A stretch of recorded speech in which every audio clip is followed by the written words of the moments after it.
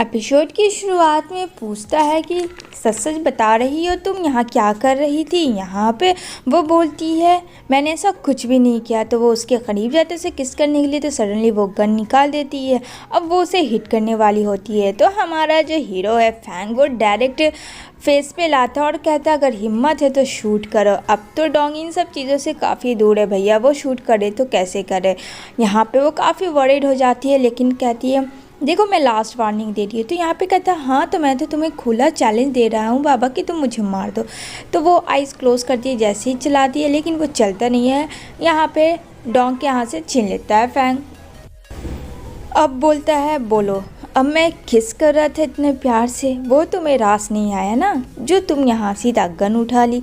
अब यहाँ पे वो कुछ नहीं बोलती है। यहाँ पे वो काफ़ी डर जाती है और नर्वस हो जाती है। कहती है हटो, मुझे तुमसे कोई भी किस पिस नहीं करवानी है, छोड़ो तुम मुझे, हमेशा तुम मेरे साथ ऐसा क्यों करते हो, मुझे ये सब बिल्कुल नहीं पसंद है। वो उसे मारती है और वहाँ से भाग जाती है। तभी यहाँ पे फैंग सोचता है अरे इसकी तो याददाश्त जा चुकी है, इसे कैसे पता भाई कि मैं इसके साथ जो भी करता हूँ वो पहले से करता है। यहाँ पे उसे लगता है कि कहीं ना कहीं वो उसे उल्लू बना रही। अब गवर्नर फैंग अभी इतना नहीं समझेगा तो बेकार ही है। इधर जो है वो जा रही होती है डर डर के, तभी सडनली वहाँ पे यूजी आ जाता है। यूजी देखता है, बोलता है क्या हुआ, सब ठीक तो है। कहती है हाँ सब ठीक है। वो यूजी को देख के और ज़्यादा डर जाती है क्योंकि अब यूजी को बोले तो वो क्या बोले। यहाँ पे कहता है तुम इतनी लेट नाइट यहाँ क्या कर रही थी। यहाँ पे वो एकदम खामोश हो जाती है। उसे लगता है कि बिना बोलने के बाद ही काम बन जाएगा, लेकिन यहाँ पे वो बार बार उससे पूछता है। तो यहाँ पे कहती है कि वो मैं गलत रूम में आ गई थी क्योंकि उसे तो पता है कि उसकी याददाश्त जा चुकी है तो ऐसे प्रोटेक्ट करना है सबको।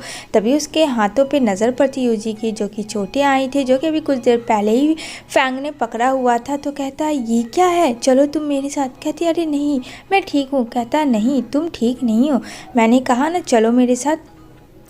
वो उसे लेके जाता है, अपने रूम में बैठाता है और यहाँ पे वो उसे मरहम पट्टी लगा रहा होता है। यहाँ पे कहता है मुझे पता है अपने अंकल के बारे में क्या है, वो ऐसे ही है, तुम्हें लेट नाइट नहीं जाना चाहिए था गलती से भी उनके पास। तो यहाँ पे कहती नहीं ऐसा कुछ भी नहीं है, बस मुझे समझ नहीं आया ना। तो कहता हाँ मुझे पता है बट कोई बात नहीं है, ये मैं लगा रहा हूँ, इसे लगाने से ठीक हो जाएगा। यहाँ पे वो उसे देखती है कि हाँ ये कितना क्यूट सा फियांसे उसका है जो कि फ़िलहाल उसकी बहन यून ने छीन लिया होता है। वो उसे चाहती तो है कि वो सच में सारी चीज़ें एक्सप्लेन कर दे लेकिन वो अभी ऐसा नहीं कर सकती है। तो यहाँ पे वो बोलता है अगर तुम्हें कभी भी किसी चीज़ की ज़रूरत पड़े तो तुम आ सकती हो, ठीक है, और अंकल के बारे में बिल्कुल भी मत सोचना। यहाँ पे कहती है हाँ मैं समझ गई, मुझे पता है कि क्या करना है। यहाँ पे बोलता है हाँ। तो यहाँ पे वो लोग में अच्छी सी फ्रेंडशिप हो जाती है, बातों बात में काफ़ी देर ये लोग बातचीत करते रहते हैं। यहाँ पे सब लोग खूब बात करते हैं। यहाँ पे जो यूजी वो हर एक चीज़ बता रहा होता है जिसकी वजह से उसे हंसी भी आती है। दूसरी तरफ देखने को मिलेगा यून के दिमाग में प्लान चल रहा होता है अपनी बहन के अगेंस्ट। यहाँ पे वो आदमी आता है और यहाँ पे कहता है हाँ हाँ जैसा तुमने बोला है बिल्कुल वैसा ही है, एकदम फ्रेश वाला मैं ख़रीद के लाया हूँ। तो यहाँ पे वो बोलती है क्या फ़्रेश वाला। कहता है अरे टेंशन ना लो, मैं सब कुछ अच्छा लाया हूँ, डोंट वरी। कहती है ठीक है, तुम्हें जितने पैसे चाहिए मैं दूंगी। इधर जो है गवर्नर मेंशन दिखाया जाता है जो कि उसके दिमाग में प्लान था उसकी बहन के, बिल्कुल वैसा ही होता है। डोंग पकड़ी जाती है उस आदमी के साथ। ग्रैंड माँ को तो बस मौका मिलना चाहिए था और यहाँ पे तो सब कुछ प्लान के अकॉर्डिंग चल रहा होता है क्योंकि बाहर से कोई चीज़ बेचा जा रहा होता है। और यहाँ पे वो बोलती अपने असिस्टेंट को कि जाओ और खूब मारो उसे क्योंकि उसे मौका मिल चुका था मारने के लिए, जो कि उसने ऐसा गलती की नहीं। वो उस आदमी को भी नहीं जानती थी। यहाँ पे कहता है इन्होंने ही मुझे कहा, वरना मेरी इतनी हिम्मत कहाँ कि मैं गवर्नर मेंशन में कुछ करूं और आप लोगों के साथ नहीं। मैडम यहाँ पे बोलती है डोंग कि मैंने ऐसा कुछ भी नहीं कहा था, इसको ना मैं इसे जानती हूँ, ये कौन है नहीं है कहाँ से आया है, और मैंने कोई भी फूड पॉइज़न वाली चीज़ें नहीं मंगाई हैं, लोगों को नशीली चीज़ें नहीं दी है। लेकिन यहाँ पे तो एक रट था क्योंकि इसको तो मौका मिला हुआ था कि उसके बेटे ने उसके वो मेट की वजह से उसको नज़र से गिराया था, इससे अच्छा मौका और क्या हो सकता था माय लॉर्ड के वहाँ पे। तो भी यहाँ पे वो बोलता है यूजी कि एक सेकंड मेरी बात सुनिए, आपको पता है कि आज अंकल फैंग नहीं है, अगर उन्हें पता चलेगा कि उनकी मेट को इस तरीके से मारा गया है तो आपको पता है ना उनका गुस्सा कितना गंदा वाला है, वो कुछ भी कर सकते हैं। लेकिन यहाँ पे वो बोलती है ग्रैंड माँ कि आज कुछ भी हो जाए, ज़मीन आसमान एक हो जाए, मुझे फ़र्क नहीं पड़ता है, लेकिन ये इसे तो मैं सबक सिखा के रहूँगी कि इसे पता चलेगा कि क्या होता है नशीली चीज़ मिला के यहाँ मेंशन हॉल में देना। वहाँ पे कहती इसे कोड़ा की मार लगाया जाए।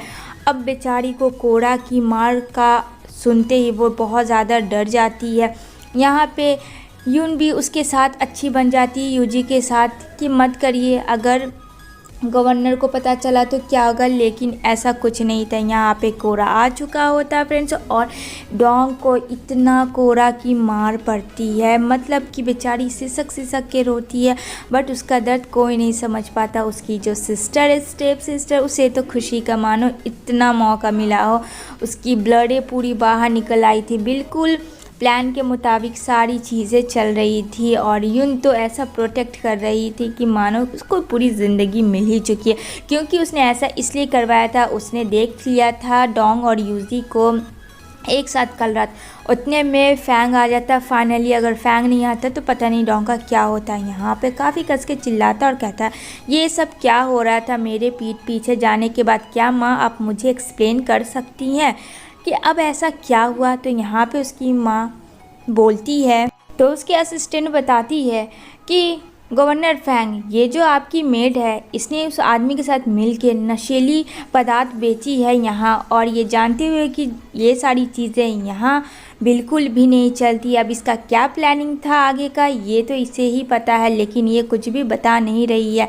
यहाँ पे फैंग बोलता है क्या तुम लोगों ने देखा, तो कहती है नहीं, ये आदमी ने ही बताया है और इसके पास से वो एरेस्निक पैकेट मिला है, वो भी एक नहीं दो नहीं पूरे के पूरे 3। अब यहाँ पे बोलती है उसकी माँ फैंग की कि अब तुम्हें समझ में आया। यहाँ पे बोलती है मुझे कुछ नहीं पता। यहाँ पे कहता है कि जब ये कह रही है इसे नहीं पता और मैंने पहले भी कहा था कि ये मेरी वोमेन है, क्या आप लोगों के पास कोई भी प्रूफ है। यहाँ पे प्रूफ तो नहीं होता, बस वही आदमी होता है। यहाँ पे कहता है ठीक है मैं सब कुछ समझ गया, आइंदा से इसे मेरे रहे या नहीं रहे बिना एक उंगली से इसे कोई भी खरोंच नहीं लगा सकता है। और रहा सवाल एविडेंस के, तो ये काम मैं हैंडल करूँगा, किसी को इसमें इन्वॉल्व होने की ज़रूरत नहीं है। और वहाँ पे काफ़ी गुस्सा करता और कहता है ये सब तमाशा बंद करो। इसी के साथ ये एपिसोड एंड